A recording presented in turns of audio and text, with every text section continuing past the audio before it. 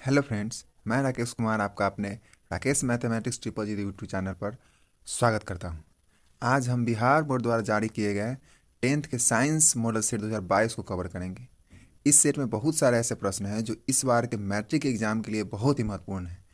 इसलिए कृपया इस वीडियो को पूरा देखें और कृपया मेरे चैनल को सब्सक्राइब कर दें तथा बेल आइकन को दबा दें। एक नंबर क्वेश्चन है कि पौधों में जनन अंग कहाँ पाए जाते हैं। ऑप्शन है जड़ में, पुष्प में, तना में या फल में। तो हमें पता है कि पौधों का जो जनन अंग होता है वो पुष्प होता है। क्वेश्चन नंबर 2 देखते हैं कि प्रकाश संश्लेषण की क्रिया होती है। तो प्रकाश संश्लेषण की क्रिया हमेशा हरे पौधों में होती है। क्वेश्चन नंबर 3 देखते हैं कि प्रकाश संश्लेषण की क्रिया में ऑक्सीजन किस से बाहर निकलता है। तो प्रकाश संश्लेषण क्रिया में ऑक्सीजन जल से बाहर निकलता है। क्वेश्चन नंबर 4 देखते हैं कि जठर ग्रंथियां कहाँ पाई जाती है। क्वेश्चन नंबर 4 है कि जठर ग्रंथियां कहाँ पाई जाती है। तो जठर ग्रंथियां अमाशय में पाई जाती है। जठर ग्रंथियां जो होती है अमाशय में पाई जाती है, जिससे रस निकलता है और वो पाचन क्रिया में सहायता करता है। क्वेश्चन नंबर 5 देखते हैं कि ग्लाइकोलिसिस की प्रक्रिया कहाँ संपन्न होती है। तो ग्लाइकोलिसिस की प्रक्रिया कोशिका द्रव में संपन्न होती है। क्वेश्चन नंबर 6 देखते हैं कि इथाइल अल्कोहल किस प्रकार के श्वसन से बनता है। इथाइल अल्कोहल जो है वो किस प्रकार के श्वसन से बनता है। तो इथाइल अल्कोहल अवायवीय श्वसन के द्वारा बनता है। क्वेश्चन नंबर 7 देखते हैं कि सबसे छोटी अंतःस्रावी ग्रंथि कौन होती है। ये बहुत ही वीवीआई क्वेश्चन है कि सबसे छोटी अंतःस्रावी ग्रंथि कौन होती है। तो हमें याद रखना है कि सबसे छोटी अंतःस्रावी ग्रंथि पिट्यूटरी ग्रंथि होती है।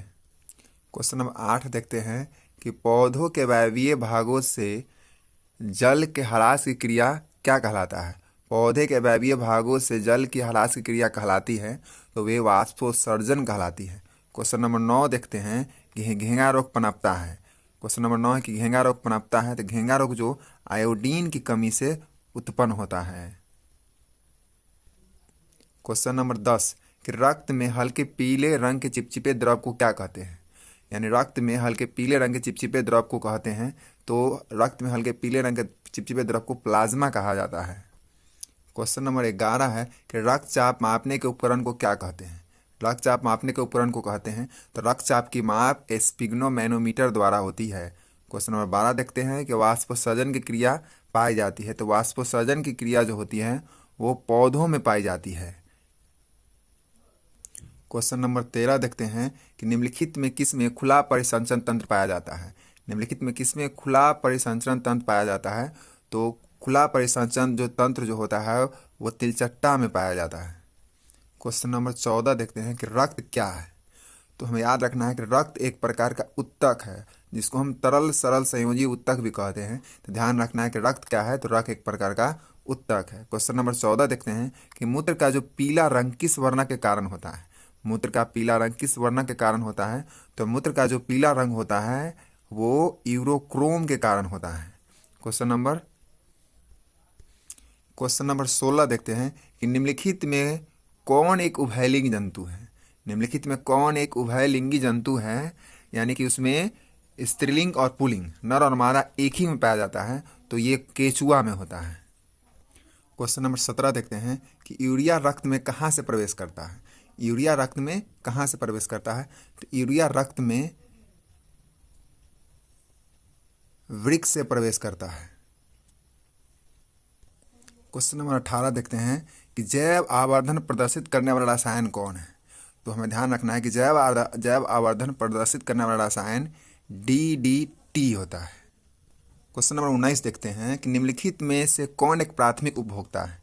तो प्राथमिक उपभोक्ता उसे कहा जाता है जो हरा पौधा को खाता है, यानी जो शाकाहारी होता है। तो इस प्रकार हम कह सकते हैं कि शाकाहारी जो है एक प्राथमिक उपभोक्ता होता है। क्वेश्चन नंबर 20 देखते हैं कि निम्नलिखित में कौन एक भूमिगत जल का उदाहरण है। यानी निम्नलिखित में कौन एक भूमिगत जल का उदाहरण है, यानी भूमिगत यानी पृथ्वी के नीचे से उसे निकाला जाता है। तो ये होता है कुआं। क्वेश्चन नंबर 21 देखते हैं प्राकृतिक चुनाव द्वारा जीवों का विकास कहलाता है। तो ये डार्विनवाद कहलाता है। क्वेश्चन नंबर 22 है कि हरे पौधे कहलाते हैं। तो हरे पौधे को उत्पादक कहा जाता है। क्वेश्चन नंबर 23 है कि अंडोत्सर्ग का कारण क्या है? तो अंडोत्सर्ग का कारण एलएच होता है। क्वेश्चन नंबर 24 देखते हैं कि लैंगरहैंस की द्वीपिकाएं कहाँ पाई जाती है? तो लैंगरहैंस की द्वीपिकाएं अग्नाशय में पाई जाती है। क्वेश्चन नंबर 25 देखते हैं कि थायरॉक्सिन हार्मोन के संश्लेषण में निम्नलिखित में से किसका होना आवश्यक है? तो थायरॉक्सिन हार्मोन के संश्लेषण में आयोडीन का होना आवश्यक है। क्वेश्चन नंबर 26 है कि निश्चल कणिकाएं पाई जाती है। तो निश्चल कणिकाएं न्यूरॉन में पाई जाती है। क्वेश्चन नंबर 27 देखते हैं कि मानव मस्तिष्क का वजन होता है। तो मानव मस्तिष्क का वजन 1.4 kg के लमसम होता है, यानी 1400 ग्राम के लमसम होता है। क्वेश्चन नंबर 28 देखते हैं निकट दृष्टि दोष अथवा दूर दृष्टि दोष के निवारण हेतु प्रयुक्त लेंस द्वारा बना प्रतिबिंब जो होता है वो हमेशा वास्तविक और उल्टा होता है। क्वेश्चन नंबर 29 देखते हैं कि साइड मिरर के रूप में निम्नलिखित में से कौन प्रयुक्त होता है? साइड मिरर के रूप में उत्तल दर्पण का प्रयोग किया जाता है। क्वेश्चन नंबर 3 देखते हैं कि अवतल लेंस द्वारा प्राप्त प्रतिबिंब कैसा होता है? तो अवतल लेंस द्वारा हमेशा जो प्रतिबिंब प्राप्त होता है वो आभासी होता है, यानी अवतल लेंस द्वारा जो प्रतिबिंब प्राप्त होता है वो हमेशा आभासी होता है। क्वेश्चन नंबर 31 देखते हैं कि ऊर्जा का एसआई मात्रक क्या है? तो ऊर्जा का एसआई मात्रक जूल प्रति सेकेंड होता है, ध्यान रखना है। ऊर्जा का ऐसा मात्रक जूल नहीं होता है, ऊर्जा का ऐसा मात्रक जूल होता है, जूल प्रति सेकेंड नहीं होता है। क्वेश्चन नंबर 32 देखते हैं कि आकाश का नीला रंग होना किस घटना का परिणाम है? तो आकाश का नीला रंग होना प्रकाश के प्रकीर्णन से होता है, अर्थात ये प्रकीर्णन के कारण होता है। क्वेश्चन नंबर 33 देखते हैं कि सामान्य नेत्र के लिए स्पष्ट दृष्टि की न्यूनतम दूरी कितनी होती है? तो सामान्य नेत्र के लिए स्पष्ट दृष्टि की न्यूनतम दूरी 25 सेंटीमीटर होता है। 25 centimetre is the right answer.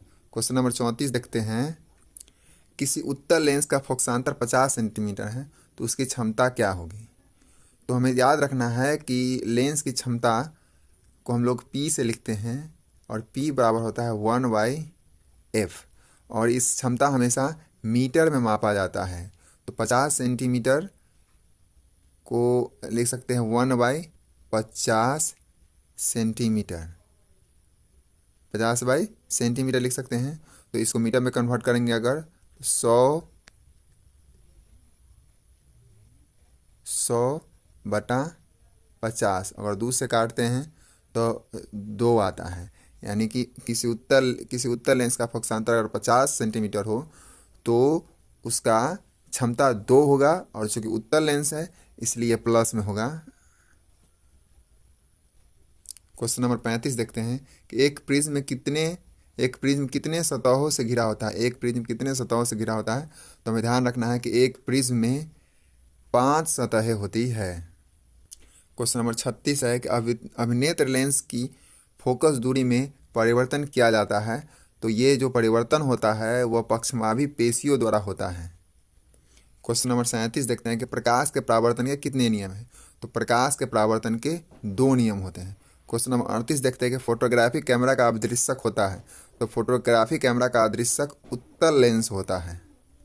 Question number 39 देखते हैं कि यदि एक किरण अवतल दर्पण पर लंबवत आपतित होता है तो परावर्तन के बाद किरण किस बिंदु से गुजरता है? तो हमें ध्यान रखना है कि यदि एक किरण अवतल दर्पण पर लंबवत आपतित हो तो परावर्तन के बाद वह वक्रता केंद्र से होकर गुजरेगा। क्वेश्चन नंबर 40 देखते हैं कि यदि एक प्रिज्म से एक वर्णिक किरण गुजरे तो इसका क्या नहीं होगा? यहाँ क्वेश्चन ध्यान देना है कि क्या नहीं होगा। तो याद रखना है अगर एक वर्णिक किरण अगर एक प्रिज्म से गुजरता है तो उसका अपवर्तन भी होता है और विचलन भी होता है, तो उसका वर्ण विक्षेपण नहीं होता है, क्योंकि एक वर्णिक किरण का वर्ण विक्षेपण नहीं होता। वर्ण विक्षेपण श्वेत प्रकाश का होता है। क्वेश्चन नंबर 41 देखते हैं कि पवन विद्युत जनित्र में कुंडली को घुमाने का काम मूलतः करता है। तो पवन विद्युत जनित्र में कुंडली को घुमाने का जो काम करता है वह मूलतः गतिमान हवा करती है। क्वेश्चन नंबर 42 देखते हैं कि कांच की अवतल लेंस की वायु में शक्ति होती है। कांच की अवतल लेंस की वायु में शक्ति जो होती है वो ऋणात्मक होती है। क्यों होती है? क्योंकि अवतल लेंस का फोकस दूरी माइनस होता है, इसलिए उसका शक्ति जो होता है वो माइनस में होता है। क्वेश्चन नंबर 43 देखते हैं कि निम्नलिखित में कौन विद्युत का सुचालक है? तो ग्रेफाइट जो होता है विद्युत का सुचालक होता है। क्वेश्चन नंबर 44 देखते हैं कि वक्रता त्रिज्या 1 मीटर है तो अवतल दर्पण की फोकस दूरी क्या होगा? तो वक्रता त्रिज्या r अगर 1 मीटर है तो हमें ध्यान रखना है कि 1 मीटर बराबर हो जाएगा 100 सेंटीमीटर, और वक्रता त्रिज्या अगर का आधा होता है फोकस दूरी, इसलिए इसका हम और आधा करते हैं तो ये हो जाएगा 50 सेंटीमीटर आंसर। क्वेश्चन नंबर 45 देखते हैं कि सघन माध्यम से विरल माध्यम में जाती हुई किरणें अभिलंब से विचलित होती है। ऑप्शन है कि अभिलंब से दूर, अभिलंब के साथ संपाती होती है या अभिलंब के नज़दीक। तो सघन माध्यम से विरल माध्यम में जाने पर वह अभिलंब से दूर हटती है। क्वेश्चन नंबर 46 है कि विद्युत धारा उत्पन्न करने की युक्ति को क्या कहते हैं? तो विद्युत धारा उत्पन्न करने की युक्ति को विद्युत जनित्र यानी जनरेटर कहा जाता है। क्वेश्चन नंबर 47 देखते हैं कि ऊर्जा का पारंपरिक स्रोत क्या है? ऊर्जा का पारंपरिक स्रोत क्या है? तो ऊर्जा का पारंपरिक स्रोत होता है सौर ऊर्जा। क्वेश्चन नंबर 48 देखते हैं कि कांच के एक समांतर पट्टिका पर श्वेत किरणें तिरछी आपतित होती है। निम्नलिखित में से कौन प्रथम अपवर्तन के साथ घटित होता है? तो इसका आंसर है इनमें से सभी। विचलन भी होता है, विक्षेपण भी होता है और परावर्तन भी होता है।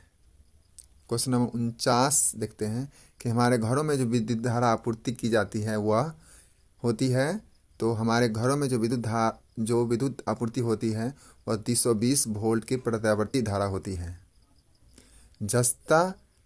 जस्ता की परमाणु संख्या कितनी होती है? तो जस्ता की परमाणु संख्या होती है वो 30 होती है। क्वेश्चन नंबर 51 देखते हैं धोबिया सोडा का रासायनिक सूत्र क्या होता है? तो धोबिया सोडा का रासायनिक सूत्र है Na2CO3 × 10H2O।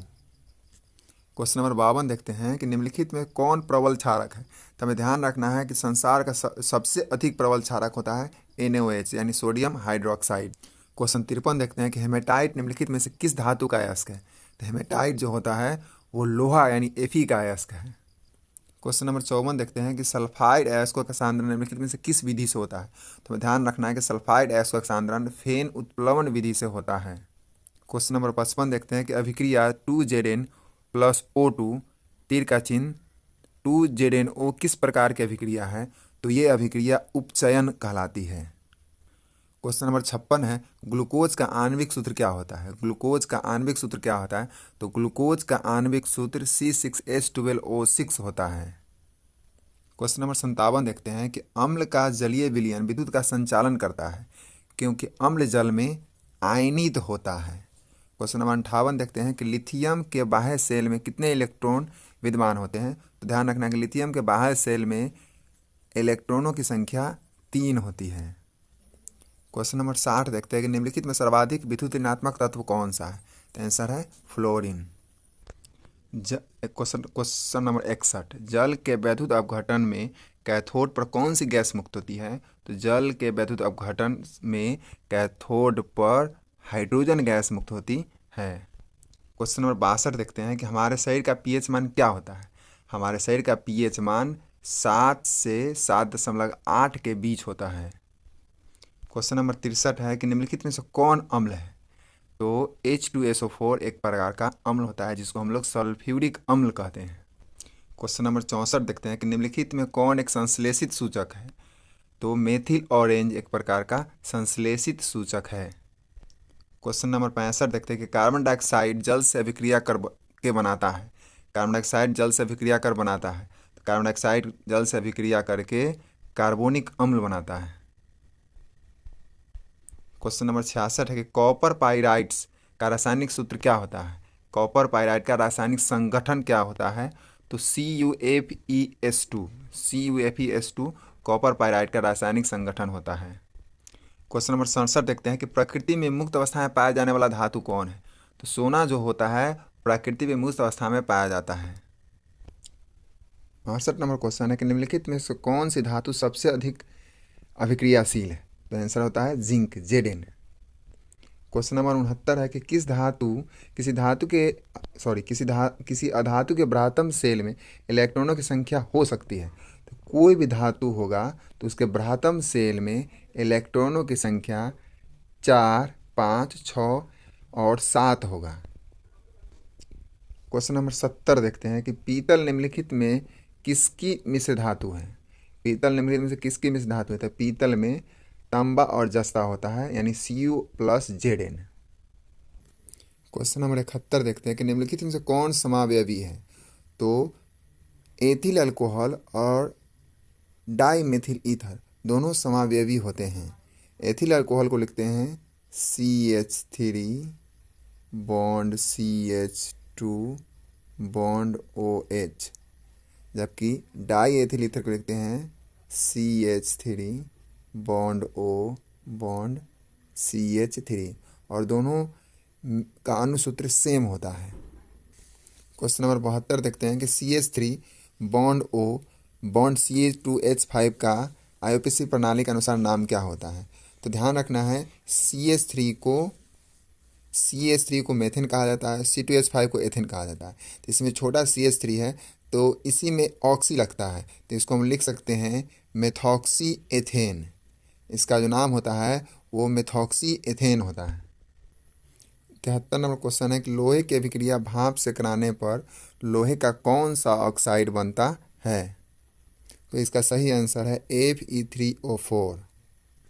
क्वेश्चन नंबर 74 है, एक तत्व की परमाणु संख्या 16 है, आवर्त सारणी में इस तत्व की वर्ग संख्या क्या है। इसका आंसर है 16। क्वेश्चन नंबर 75 निम्नलिखित में से कौन सा धातु तनु सल्फ्यूरिक अम्ल के साथ अभिक्रिया नहीं करती है। आंसर होता है Mg। क्वेश्चन नंबर 76 देखते हैं कि एक मिश्र धातु में 90% कॉपर और 10% टीन है। इस मिश्र धातु का नाम क्या है। तो इस मिश्र धातु का नाम ब्रॉन्ज होता है। क्वेश्चन नंबर 77 देखते हैं कि जिंक सोडियम हाइड्रोक्साइड के साथ प्रतिक्रिया कर क्या बनाता है। तो H2 गैस मुक्त करता है। क्वेश्चन नंबर 78 देखते हैं कि निम्नलिखित में से कौन सी धातु वायु में उच्च ताप पर गर्म किए जाने पर भी ऑक्सीजन के साथ संयोग नहीं करती। तो इसका आंसर है Ag। क्वेश्चन नंबर 79 देखते हैं कि अयस्क में उपस्थित अपद्रव्य को क्या कहते हैं, यानी अयस्क में उपस्थित अपद्रव्य कहलाते हैं तो वो गैंग कहलाता है। क्वेश्चन नंबर 80 देखते हैं कि निम्नलिखित में से किस गुण के कारण धातुओं के तार बनाए जाते हैं। आंसर होता है तन्यता। तन्यता गुण के कारण ही धातुओं के तार बनाए जाते हैं।